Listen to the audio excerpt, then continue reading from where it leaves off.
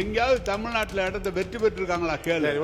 எங்களுடைய பாரத் ஜோடா யாத்திரை நடந்தனால தான் உங்களுக்கு இவ்வளவு எம்பிஸ் மேல கிடைச்சதுங்கிறத மறந்து விடக் கூடாது.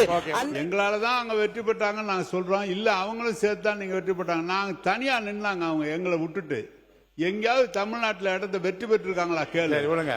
வெற்றி பெற்றிருக்காங்க கேளு. திமுக வெற்றி பெற முடியாது. போதும். மாண்புமிகு பேரவைத் தலைவர் அவர்களே, அவங்க இன்னைக்கு ஆட்சியை பற்றி எல்லாம் பேசிட்டு இருக்கிறாங்க. இன்னைக்கு அவங்க சொல்றாங்க தனியா நிக்க முடியுமான்னு. எங்களுடைய பாரத் ஜோடா யாத்திரை நடந்தனால தான் உங்களுக்கு இவ்வளவு எம்பிஸ் மேல கிடைச்சதுங்கிறத மறந்து விடக் கூடாது. உண்மைதான். இன்னைக்கு அன்னைக்கு எங்களுடைய கூட்டணியால தான் உங்களுக்கு எம்பிஸும் கிடைச்சு இவ்வளவு எம்எல்ஏஸும் கிடைச்சு என்பதை மறுப்பதற்கு இல்லை. அதே போல நாங்கள் உங்களுக்கு மத்தியில் ஆளுகின்ற பொழுது எங்களுடைய ஆட்சி காங்கிரஸ் ஆட்சி உங்களுக்கான பிரதித்துவத்தை தந்து உங்களுக்கான அமைச்சர்களை தந்தது எங்களுடைய ஆட்சி. 22 வருடங்கள் நாங்கள் கூட பயணித்தோம். இல்லை என்று சொல்லவில்லை. 22 வருடங்கள் உங்களுக்காக நாங்கள் பயணித்தோம். இன்றைக்கு எங்களுக்கான ஒரு ஆட்சி வரும்பொழுது நாங்கள் அவர்களுக்கு சப்போர்ட் செய்து கொண்டிருக்கிறோம் என்பதை மறந்துவிடக் கூடாது. நாங்கள் ஒன்றும்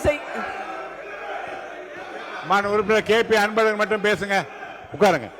உறுப்பினர் கேபி அன்பழகன் நீங்க பேச தொடங்கலாம். உட்காருங்க. இல்ல மத்தவங்க உட்காருங்க. பாருங்க, நீண்ட விளக்கமும் மாண்பு உறுப்பினர் கேபி அன்பழகன் மத்தவங்க உட்காரு. போதும்.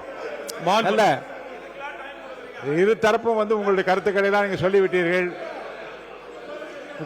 உட்காருங்க. அவங்களுக்கு மேட்டத்துக்கா உறுப்பினர் அவங்களுக்கா? சரி, உட்காருங்க. எல்லாம் உட்காருங்க. இல்ல இதை உருங்க. உட்காருங்க. மாண்புமிகு பேரவைத் தலைவர் அவர்களே, சட்டமன்ற காங்கிரஸ் கட்சி தலைவர் அவங்க உறுப்பினருக்கு வாய்ப்பளித்த ஒரே நிமிஷம் மட்டும் பதில் சொல்லிட்டு உறுப்பினர் அன்பழகன் மட்டும் தான் பேசுவார். உட்காருங்க. சொல்லுங்க. உறுப்பினர் அவங்க தமிழ்நாட்டில் மட்டும் யாத்திரை போகல, இந்தியா பூரா யாத்திரை போனாங்க.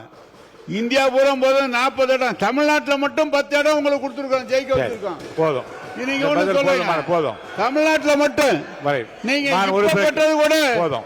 ஊரு பூரா 2 இடம் பெற்ற கூட 10 இடம் கொடுத்தது காங்கிரஸுக்கு. நாங்க அதை பார்த்து உறுப்பினர் கேபி அன்பழகன் பேசலாம். நீங்க இனி யாரையும் அனுமதிக்க முடியாது. உறுப்பினர் கேபி அன்பழகன் மானிய கோரிக்கை மீது நீங்க பேசலாம். பேரவைத் தலைவர் அவர்களே, உட்காருங்க.